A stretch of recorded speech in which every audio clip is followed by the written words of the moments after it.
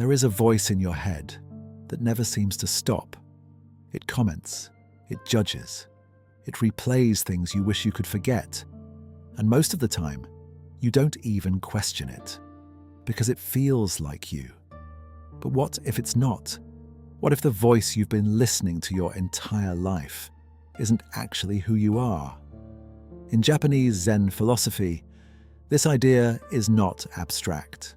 It's something you are meant to experience directly, because once you see it, everything changes. But here's the question. If you are not your thoughts, then who is the one noticing them? Stay with that, because the answer is not something you think, it's something you realize. If you've ever felt trapped inside your own mind, subscribe now, because what you're about to understand might be the first step to getting out. Now imagine this, a quiet temple in the mountains. Morning mist moves slowly between the trees. A monk sits in silence, eyes half closed, breathing steady. Nothing dramatic is happening. But internally, everything is moving. Thoughts appear, memories, plans, regrets. They come, one after another. And yet, he does nothing. He doesn't chase them. He doesn't resist them. He simply watches. And here's the part that most people miss. The thoughts still happen. But something else is present. Something that is not caught inside them. So here's the mystery. What is that awareness that remains untouched? From the moment you were a child, you were given a name, a story, an identity. You learn to say, "This is me," your preferences, your opinions, your memories, and slowly, you built something, a sense of self. But here's what Zen quietly points out, that self is constantly changing. Your thoughts today are not the same as yesterday. Your beliefs shift, your emotions come and go, even your personality evolves over time. So here's the question that begins to unsettle everything. If all of that changes, what exactly are you? Because the mind tries to hold it together. It creates a narrative, a continuous story.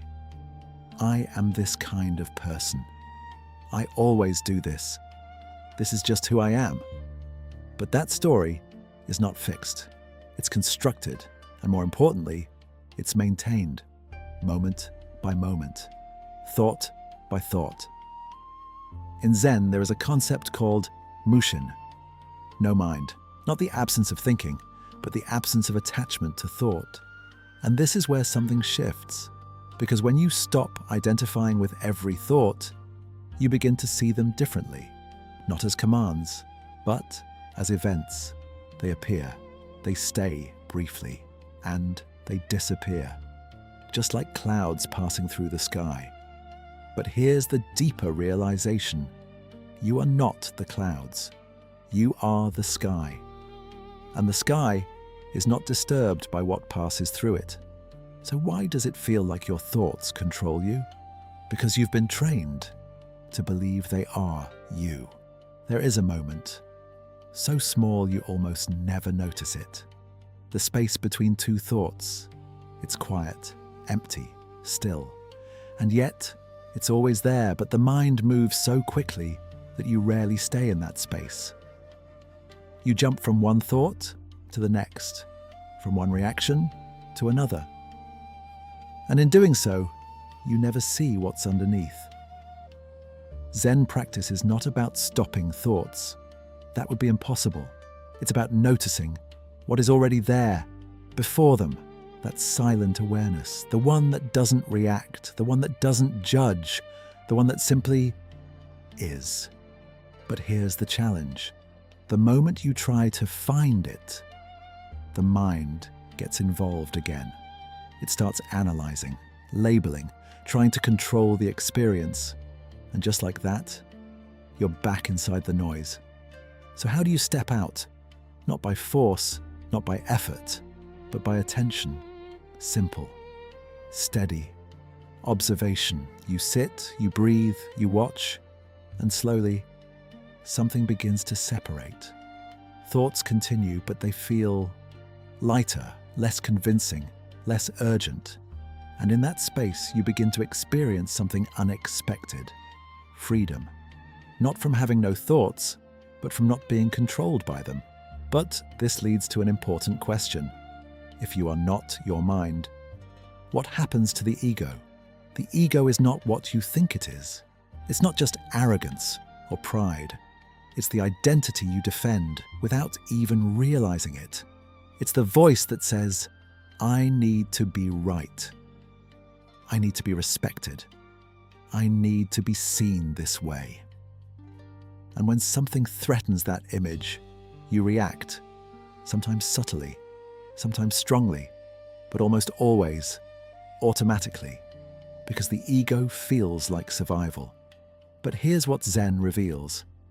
The ego is not something you need to destroy. It's something you need to see through. Because the moment you observe it without immediately reacting, it loses its grip. Think about the last time you felt offended. There was a thought, a reaction, a story. They shouldn't have said that. This means something about me. But what if you had simply noticed it, without feeding it, without building a narrative around it? That reaction would have passed, just like any other thought. This is the shift. You don't eliminate the ego. You stop becoming it. And when that happens, something opens up. You respond instead of react. You choose instead of being driven. And that changes everything. Imagine living a day without being pulled by every thought, without replaying the past, without anticipating every future scenario, just being present, not as an idea, but as a direct experience. This is what Zen points toward.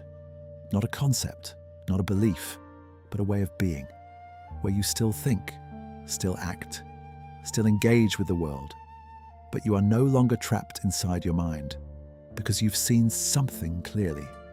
Thoughts are not commands.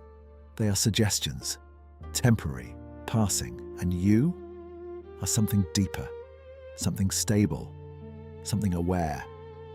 So the next time you notice that voice in your head, pause. Don't try to stop it. Just observe and ask yourself, if I can hear this voice, who is the one listening?